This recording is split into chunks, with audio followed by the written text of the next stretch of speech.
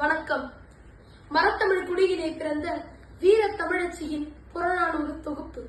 மறைந்த ஐயா கலைஞர் கருணாநிதி அவர்களின் கவிதை நடையில் எனது சிறு முயற்சி.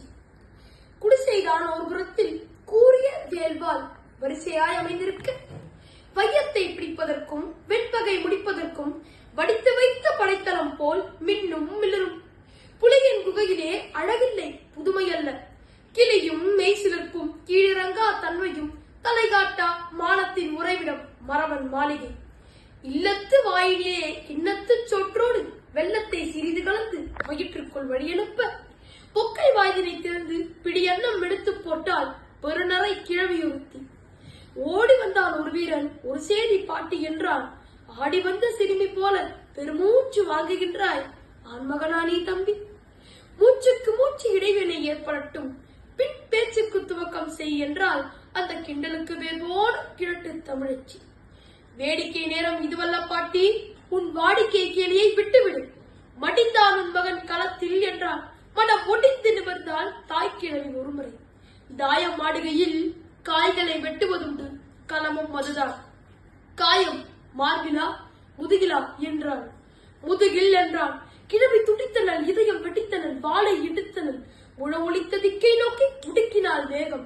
கோழைக்கு பால் கொடுத்தேன், குப்புற விழுந்து கிடக்கும் மோழைக்கு பேர் போர்வீரனா? அன்றொரு நாள் பாய்ந்து வந்த ஈட்டிக்கு பதில் கூற மார்பு காட்டி சாய்ந்து கிடந்தார் என் சாகாத கண்ணால். அவருக்கு பிறந்தானா? அடடா, மானம் எங்கே? குட்டி சுவரிலும் கீழாய் விழுந்து விட்டானே. இமய வரப்பிலே வீரம் சிரிக்கும், இங்கு வீணை நரம்பிலே இசை துடிக்கும். அதுவும் மானம் மானம் என்றே முழங்கும். தேடா, மரத்தமிழ் குடியிலே மாசு தூவி விட்டாய். தின்று கொடுத்தாய், திமிர் பிடித்த தோள்கள் எங்கே? தினவெடுக்கவில்லையோ அந்தோ என்று கதறினாள் அந்த எப்பதை நெருங்கிய ஏழை கிழவி. சென்றங்கு செருமுனையில் சிதறி கிடந்த செந்தமிழ் காளைகளை புரட்டி பார்த்தார். அங்கு நந்தமிழ் நாட்டை காத்திர ஓடிற்று ரத்த வெள்ளம். பின குவியலிலே பெருமூச்சு வாங்க நடந்தாள். மனக்கோலத்திலும் அந்த மகிழ்ச்சி இல்லை. மகனை பெற்ற போதிலும் மகிழ்ச்சிக்கு ஒரு எல்லை உண்டு. அவன் சாய்ந்து கிடந்தான், ஈட்டிக்கு மார்பு காட்டி.